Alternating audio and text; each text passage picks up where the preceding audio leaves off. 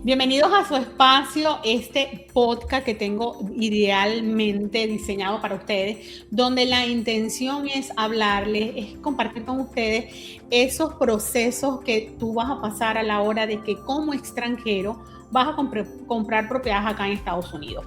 Y hoy tengo un tema bien interesante con una aliada que se está uniendo al equipo y vamos a hablar de la parte tributaria. Sí, yo creo que una de las principales preguntas que tienen todos mis clientes y que yo no los puedo ayudar porque yo no sé del tema, y por eso hoy nos van a acompañar especialistas en la materia.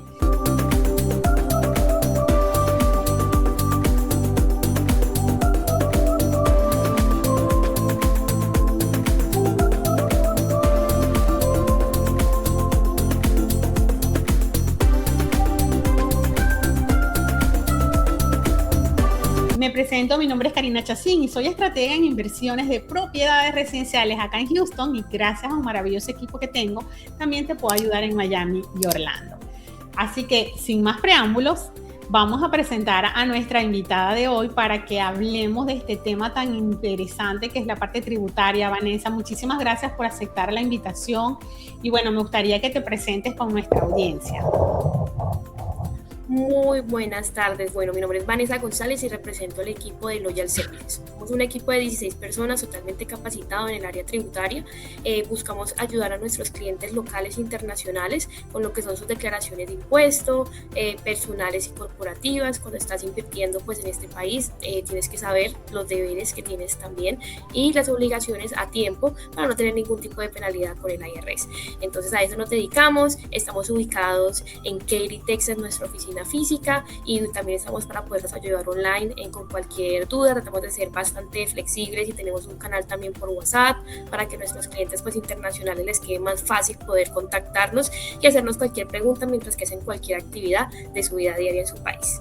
Qué buenísimo, porque hablábamos antes de entrar al aire pues de la importancia de mantener la conexión directa con el cliente, porque bueno, es bien estresante muchas veces cuando los compradores extranjeros no tienen de la mano especialistas como tú, y bueno, también como yo, porque soy especialista en compradores extranjeros, tienen tantas dudas y no saben por dónde aclararlas, y tener una vía como es poder hablar con ustedes directamente por WhatsApp, de verdad que eso ayuda a que el camino sea más fácil, que a la final es lo que buscamos. Vane, vamos a entrar en materia de una vez y yo quiero que empecemos para que nos cuentes un poco.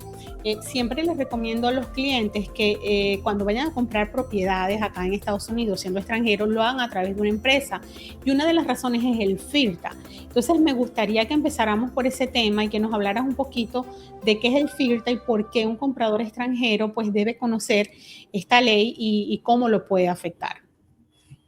Listo, Karina, pues algo que estás mencionando es muy importante porque esto es un impuesto únicamente que se da cuando una persona pues tiene un activo de real estate en Estados Unidos y es extranjero, es decir, se tienen que cumplir esas situaciones. Ahora bien, muchas personas piensan que solamente por el hecho de comprar la casa y que sea un activo de una empresa ya es suficiente. Y aquí quiero hacer la primera recomendación: no es suficiente, es decir, no es solamente con que yo cree una LLC y compre mi activo. Resulta que la LLC es básicamente una Limited Liability Company a títulos legales y puede tener diferentes clasificaciones fiscales. Puede ser un sole member, que básicamente es un tipo de clasificación cuando uno es único dueño, ¿sí? Pero digamos que uno sería pass-through, quiere decir que el dueño seguiría siendo el responsable del pago de impuestos, y en este escenario el dueño no está protegido ante FIRPA porque el beneficiario final sigue siendo un extranjero. Entonces, pues si tengo una LLC donde el dueño es extranjero y su clasificación fiscal es sole member, todavía no tengo la exclusión del FIRPA. El segundo escenario es cuando es una LLC multimember que declara bajo la forma 1065. En este escenario tampoco estoy cubierto porque sigue siendo una pass-through. Entonces aquí básicamente la empresa declara sus ingresos y sus deducciones y le entrega una forma a cada uno de sus miembros. Y aquí quien paga el impuesto y el beneficiario final vuelve otra vez a ser el usuario, es decir, el cliente internacional. Entonces, bajo estos dos modelos, así tú tengas empresa, todavía no estás cubierto del FIRPA. Si estás cubierto de que si yo no lo quiera te demandan y tienes un liability porque este es el país de las demandas, desgraciadamente, y pasa alguien por tu casa en una nevada como quería pasar hace una semana y se cae y tienes que responderle por las lesiones personales, pues no vas a responder a título personal, sino que tienes una empresa y vas a estar limitado únicamente a lo de tu empresa, a tu capital que tengas en la empresa. Pero bajo estos dos escenarios, el FIRPA no está excluido. Ahora bien, es muy diferente cuando yo creo una LLC clasificada como C-Corp, que es como una corporación bajo el formulario 1120, o cuando yo nazco siendo una corporación. Cualquiera de esos dos escenarios sí me protege ante el FIRPA. Y ahora sí que todo el mundo está preguntándose, bueno, ¿y qué es eso del FIRPA? Explícanos qué Ya es. he dicho más de 5 veces ese nombre y no sabemos.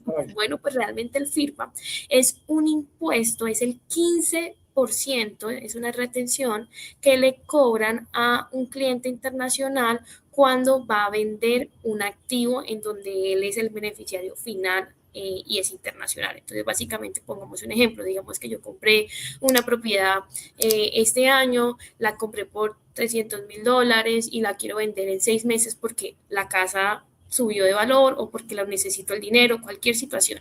Y básicamente en el momento en que yo la vendo, no antes, no es que yo tengo que pagar FIRPA cada año, no, sino en el momento en que yo voy a vender ese activo, ahí por yo ser una persona internacional y estar en los modelos que les expliqué anteriormente, o a título personal, voy a tener la unidad de títulos. Cuando uno va a comprar, hay una unidad de títulos que se encarga como de estar velando porque cada parte de esa negociación tenga pues lo que le corresponde y que se hagan las cosas bien. Entonces esa unidad de títulos es la que retiene el 15% del precio de venta de ese activo. Y pues eso es una cantidad, porque no estamos hablando de la utilidad, estamos hablando del precio de venta. Entonces, como es una retención que yo puedo recuperar, ojo, no es un pago de impuestos, a mí me retienen, claro, ese dinero no lo voy a tener en ese momento, voy a tener menos dinero cuando venda y me va a tocar después en la declaración de impuestos a título personal que haga. Por eso les decía que los primeros modelos que terminas tú cargando con esa parte personal, pues no te ves beneficiado ante el FIRPA, porque entonces cuando haga mi declaración personal, ahí voy a tener que hacer ese ajuste, es decir, ahí voy a tener que meter los documentos que me dieron en la unidad de títulos sobre la retención que yo ya pagué anticipadamente, y ahí sí puedo hacer el ajuste y el IRS me puede regresar. Pero pues pierdo liquidez, ¿no? Pierdo tiempo, Claro. 15% que lo puedo recuperar, y algo súper importante a toda la comunidad que nos esté viendo. Si te pasó esto porque no sabías, porque pues ya tienes ese activo, ya nada que hacer, muy importante que antes de vender la propiedad o hagas una estrategia donde puedas cambiar la clasificación fiscal o cambiar ese escenario para que no te toque eso cuando vaya a pasar, o también que saquen un número de identificación fiscal, un IT number, porque cuando una persona vende y es extranjero y además no tiene un IT number, pues se va a demorar hasta 2 años esa retención en poder llegar, porque cuando la unidad de títulos emite esa retención, tú no tenías número de identificación fiscal, por lo cual se queda como en blanco. Y cuando ya lo tienes, porque tienes que tenerlo para poderla recibir y hacer la declaración, pues el sistema automáticamente no te encuentra. Entonces tú que mejor dicho, poner un caso ante la IRS, esperar que la IRS lo revise, y eso puede tardarse Claro. más de un año. Entonces, es muy importante eso. O sea que aquí digamos que el tema es que esta retención del 15% de impuesto, pues puede pasar, como tú dices, hasta 2 años y pierde liquidez el propietario de la casa porque se la van a cobrar al momento que está vendiendo y va a ser el 15% del precio de venta, ¿correcto? Que le Exacto, van a es el retener. Ahora, 15% del precio de venta. ¿cómo evitamos entonces esta retención? Entonces, la manera de poder evitar la retención, pues es número uno, si yo sé que únicamente el único ingreso que yo voy a tener en este país es por ese activo, es la renta de esa propiedad o en el futuro la venta de esa propiedad, pues lo mejor que yo puedo hacer es crear una empresa, LLC o corporación, y clasificarla como 1120, porque la 1120 es el único modelo en donde por sí solo declara solo, es decir, es independiente al socio, es el único modelo que lo hace. Y de esta manera ya es el único modelo que también se considera que es local, es decir, que es totalmente conectado, y eso es lo que hace que no te generen esa retención. Entonces, eso puede ser la forma más sencilla pues de poder salirse de esa retención siendo Y internacional. no retienen nada. Al hacer la constitución No de la tienen empresa de esta nada, manera, no hay retención. no hay retención. Vanessa, tú dijiste algo muy importante como para calmar las personas que estén escuchando y de repente no tengan la empresa constituida de esta manera. No hay problema porque se puede hacer el cambio de la empresa a una C Corp, si es una LLC, se puede cambiar a Correcto. una C Corp antes de que se venda la casa, Sí, ¿correcto? ahí va. Básicamente es tener también la estrategia y no hacer algo apresurado, sino que, hey, si yo sé que no estoy en el mejor escenario y que esto me va a afectar, antes de poner la casa al mercado, va bien, voy a hacer esta clasificación fiscal, le voy a pedir a la IRS que me clasifique de esta manera, es algo en el que lo podemos ayudar. Esto no es automático, ojo, entonces para la planeación necesitarían al menos considerar esto a unos 4 meses Te antes iba a preguntar eso. Uh-huh. de la venta, porque dependemos de los tiempos de la IRS y hay que tener seguridad de que la clasificación quedó en hecho y tener el Okay. documento soporte para que la unidad de títulos no retenga. Entonces, hay que hacer esa planificación, ¿sí? Entonces, sí se puede evitar, es la única manera, digamos, de evitar el FIRPA, o la otra manera que también existe de evitarlo es el mismo modelo, siendo 1120, pero donde ya no soy yo el beneficiario final como extranjero, sino que puedo también poner una foreign company como extranjero, pero ahí con ese es un modelo un poco más exclusivo, un poco más para personas que tengan ya varias propiedades, que estén dispuestos a hacer una estructuración pues más grande para no solamente protegerse ante el FIRPO, sino hacia otras cosas también que los Claro. internacionales pueden verse afectados.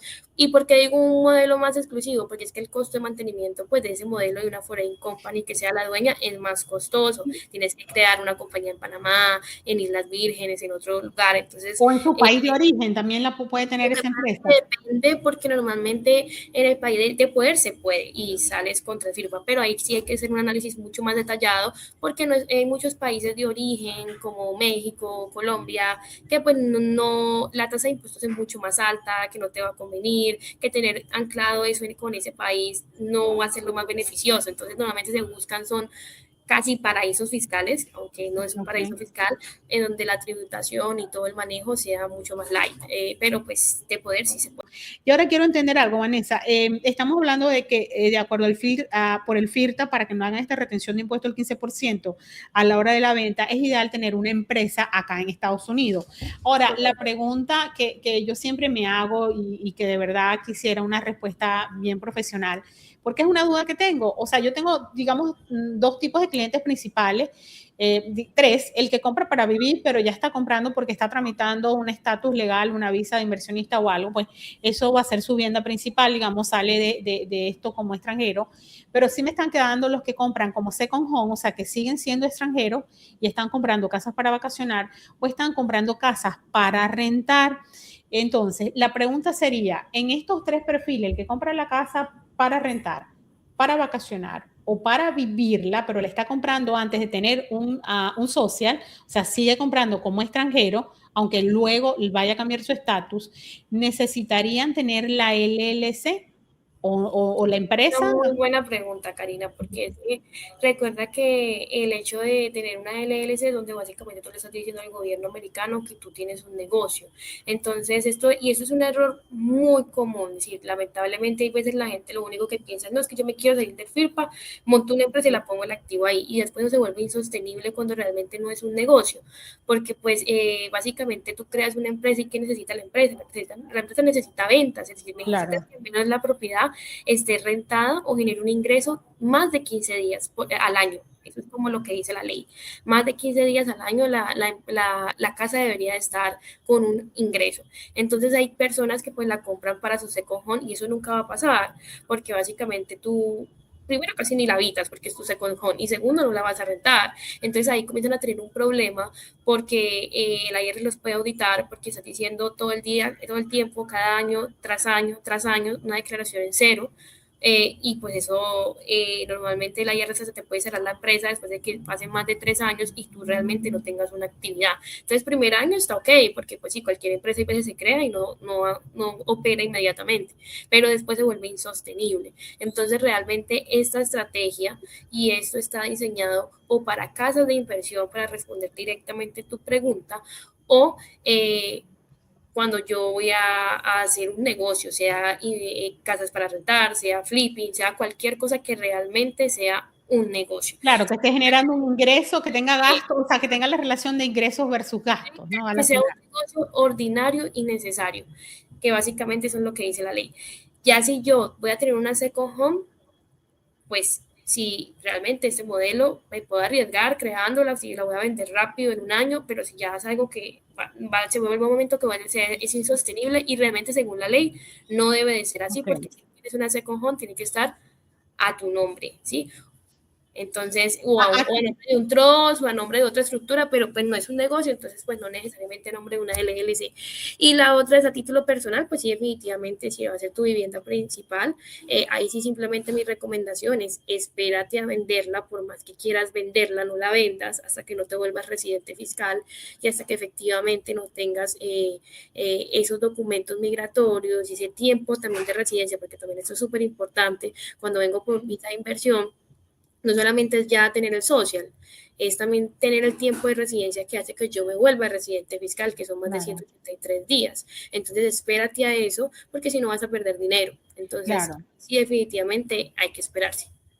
Mira, Vane, ahora me entra una pregunta y ahí debe estar nuestra audiencia también haciéndose la pregunta. O sea que sí, de los análisis que estamos haciendo de los 3 perfiles que manejo yo en mis clientes, si es compra la casa para rentar, perfecto, hace su empresa. Si está comprando como extranjero para vivir, está tramitando su visa acá, que no venda hasta que no tenga su estatus ya acá para que no le apliquen la retención. Pero entonces el que está comprando como second home necesariamente sí le van a hacer la retención del 15%, porque no hay manera de evadirla, no digamos de evadirla, no hay una manera, digamos, legal de que no le afecte. Realmente esa persona sí estaría con ese tema. O O sea, mi una, recomendación y lo que yo le digo a los clientes es, pues es tu secojón, pero pues si quieres realmente estar protegido, ¿por qué no la permites y la pones en el mercado por Airbnb o por cualquier plataforma más de 15 días al año? Cosa de que realmente, aunque tú la uses como secojón y la mayoría del tiempo esté para ti, al menos te permite tener un negocio y de esa manera así poderla tener claro. bajo una LLC, pero tienes que hacerlo, porque si simplemente lo creas la empresa, la pones ahí, haces todo el procedimiento y no haces negocio, pues el perjudicado va a ser el cliente, Claro, porque en algún momento lo claro. pueden auditar. Entonces, Eso sería una estrategia.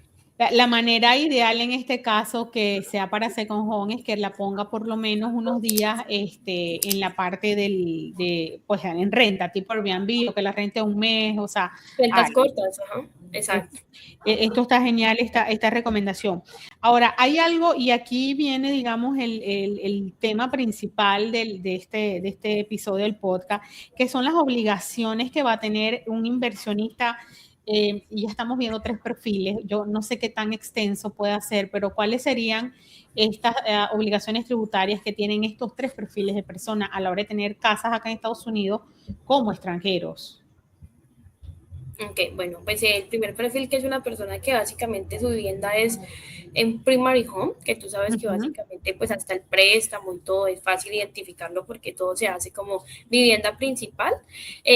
Básicamente pues esta persona no tiene que obligación pues de declarar un impuesto y no tiene por qué declarar la casa porque es su vivienda Claro, principal. Entonces básicamente en temas tributarios pues no tiene ninguna obligación porque no tiene un negocio, no tiene un ingreso bajo esa casa en esa parte. Obviamente sí se puede beneficiar si hace su declaración por otra razón, de los intereses que paga por esa casa, si deduce, si hace una deducción detallada, si le da para poderlo hacer, eso puede beneficiarse. Pero como vivienda principal, lo único que va a tener que pagar, que esto ya no es impuesto ni a la renta ni nada, es el property tax de la ok. propiedad cada año, que eso está cubierto de hecho en el escrow account de lo que ya te sacan de la cuota mensual en la mayoría de los casos.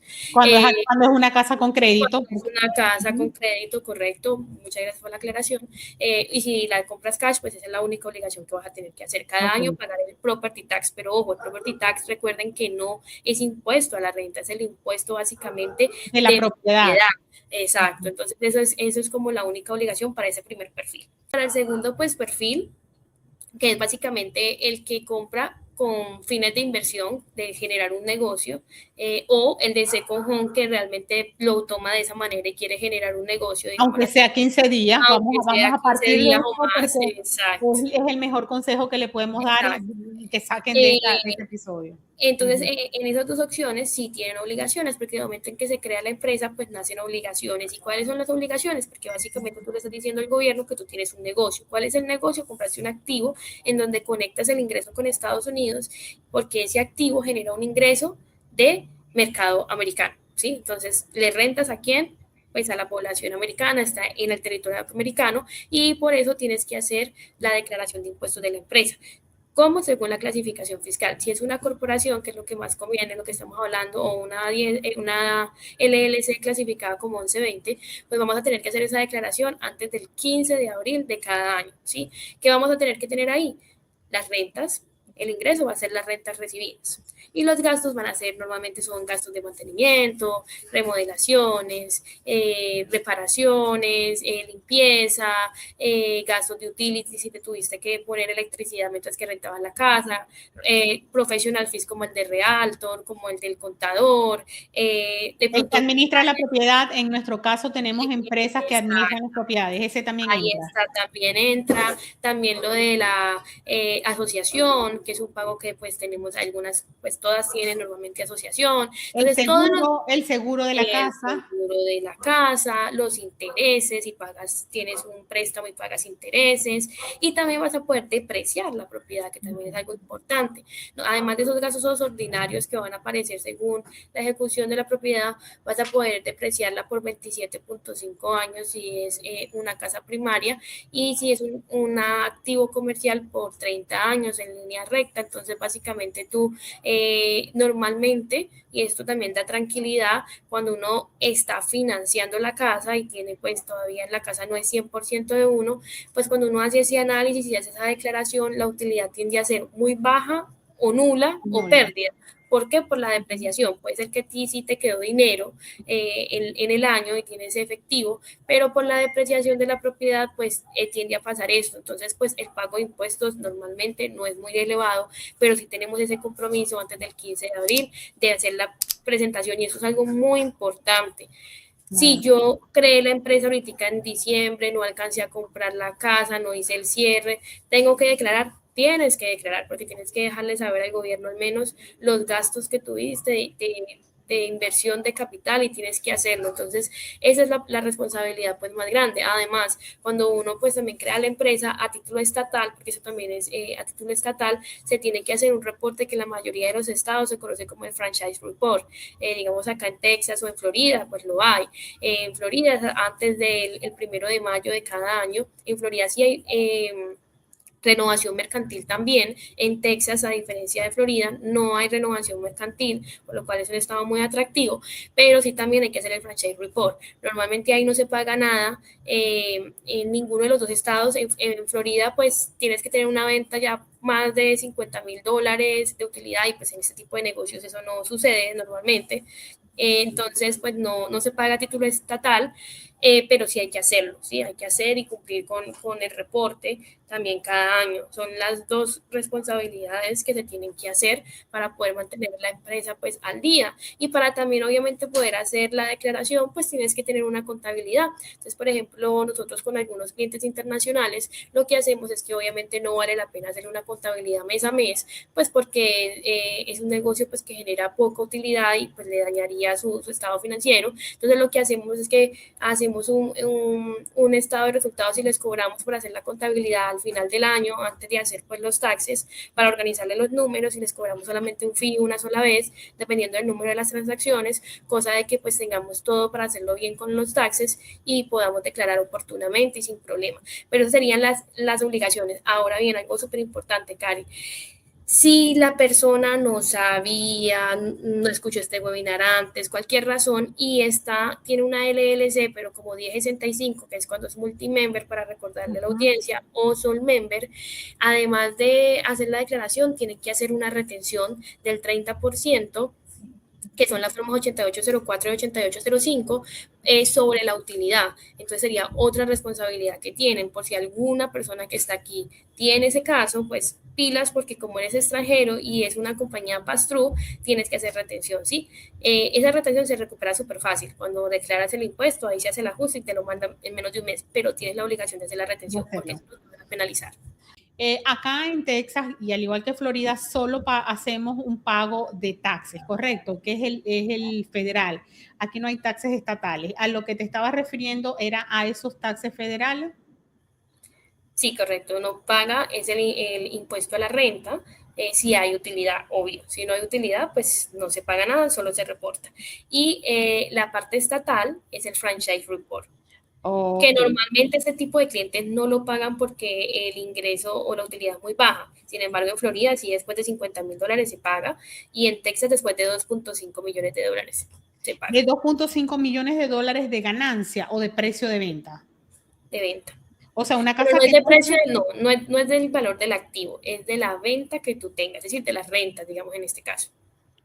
Ok, que el ingreso de la renta sea más de 2.5 Correcto. millones por las rentas, digamos, Ujú, para hacerlo fácil.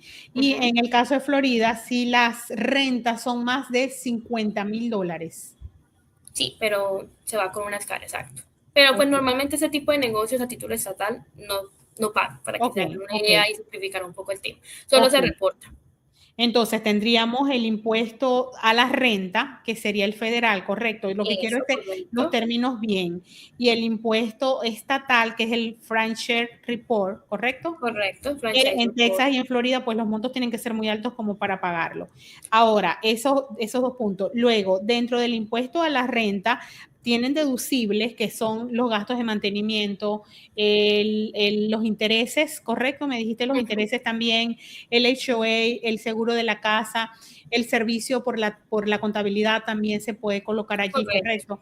La administración de la empresa, la comisión que pagan por la renta, correcto. lo que han pagado, por lo menos en el primer año por constitución de la empresa, también va allí. Correcto. Todo lo Ah, que fue un gasto necesario ordinario para que eso pudiera pasar.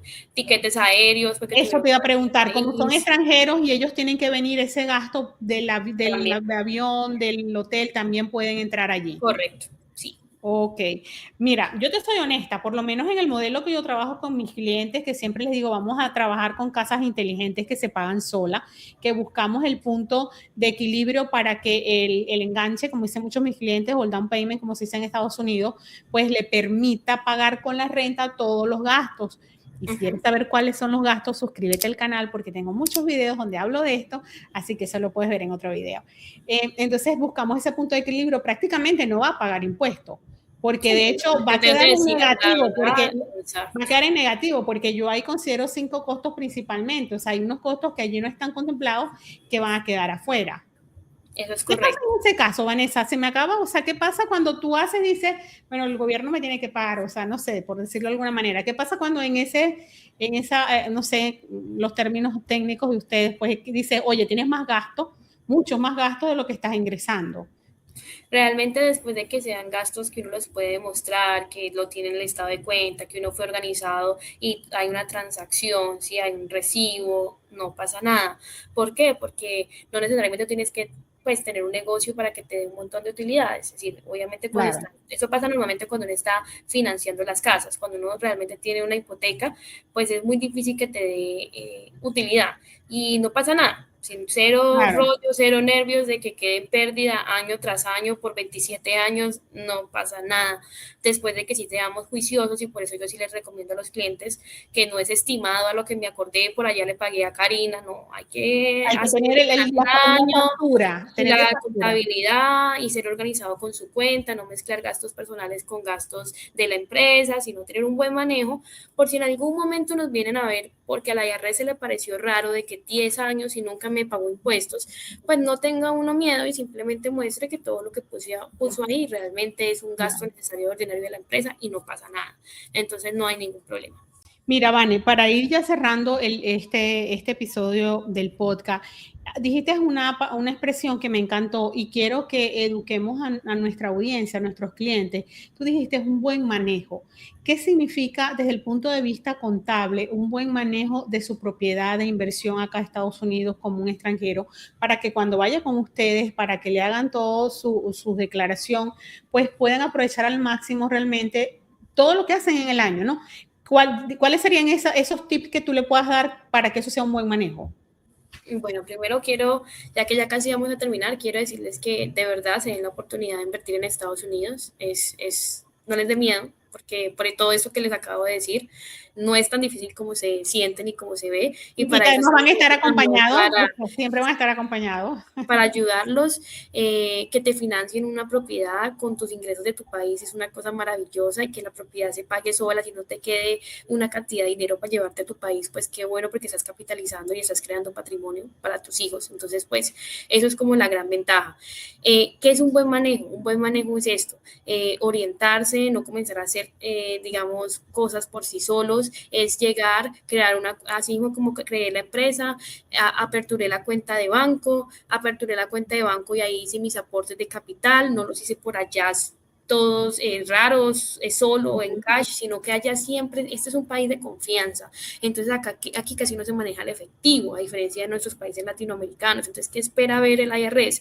Espera ver aportes de los socios, de los que dicen ser socios de la compañía, que con ese aporte es que después se compre la casa, es decir, que haya esa transacción, que lo del título, esto es súper importante, porque lamentablemente en eso también hay muchas personas que con tal de vender, pues hacen las cosas de cualquier manera, y Karina puede saber eso que en el título de la propiedad, si tú estás comprando y tú estás comprando la casa y estás diciendo que es un negocio de la casa y que es un activo de la casa, pues el título de la propiedad y los documentos de cierre tienen que mostrar eso. Tú puedes ser el codeudor, pero el tip de la propiedad, que es la escritura, tiene que salir a nombre de la empresa. Si tú no puedes hacer eso, entonces no es un activo de la empresa y compraste a título personal y tienes que manejar eso a título personal. Pero si tú quieres que esto sea a nombre de la empresa, y el buen manejo es eso, es ser yo consciente de que esto es un activo de la compañía, por lo cual tiene que estar a nombre de la compañía, y por eso los ingresos, que son las rentas, tienen que llegar a la cuenta de la compañía, no a mi cuenta personal.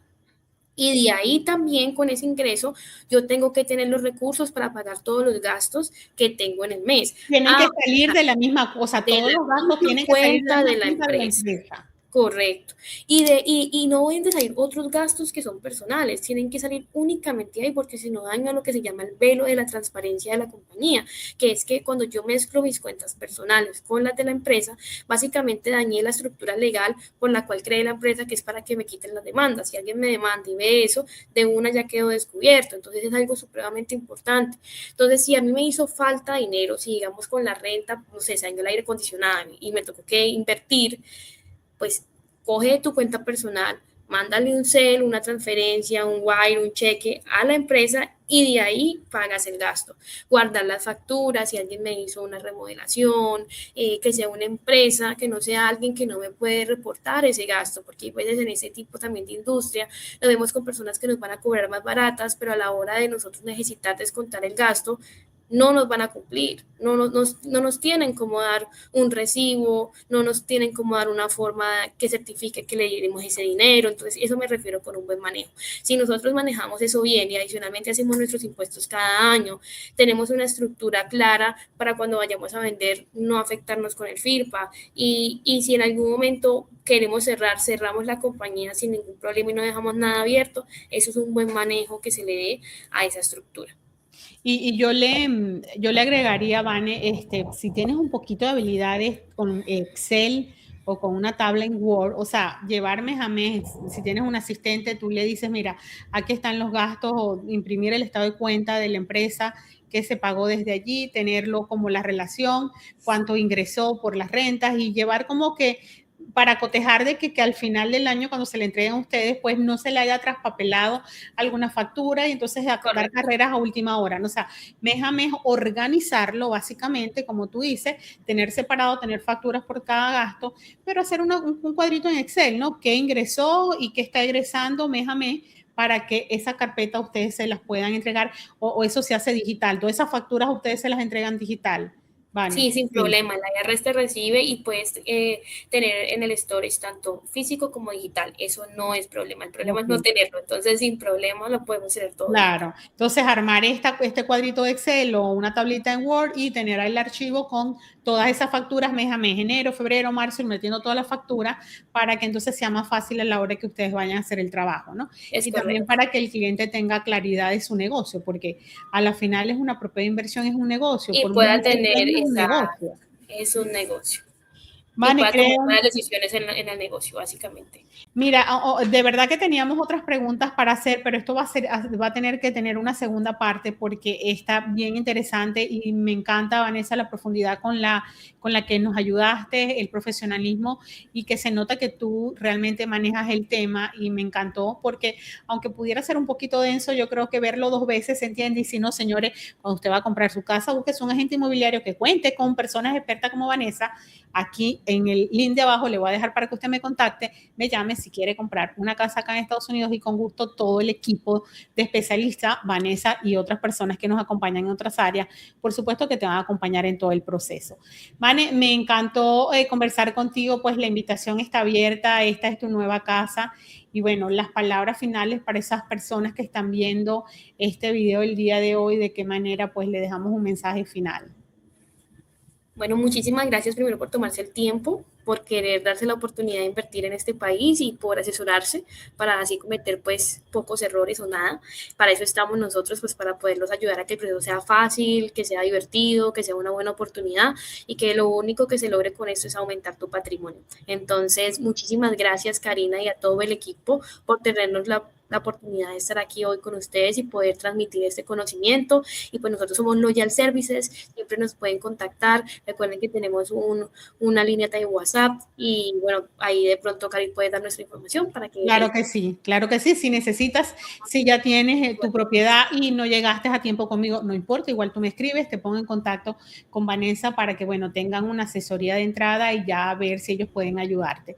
Así que me encantó estar con ustedes, me encantó estar contigo, Vane. Nos vemos en un próximo episodio y ya sabes, suscríbete al canal porque todas las semanas montamos contenido nuevo los martes y los viernes, así que no te lo pierdas porque esto lo hacemos con mucho cariño y con mucha profesionalidad o profesionalismo para ayudarte en este proceso como extranjero, porque nosotras como inmigrantes sabemos lo difícil que es comprar una propiedad acá en Estados Unidos cuando primero es otro idioma y segundo no sabes en quién confiar. Entonces, suscríbete al canal para que nos acompañes día a día con todo nuestro contenido. Chao, nos vemos. Chao, Vane, gracias. Muchas gracias, adiós. Karina Chacín, Realtor.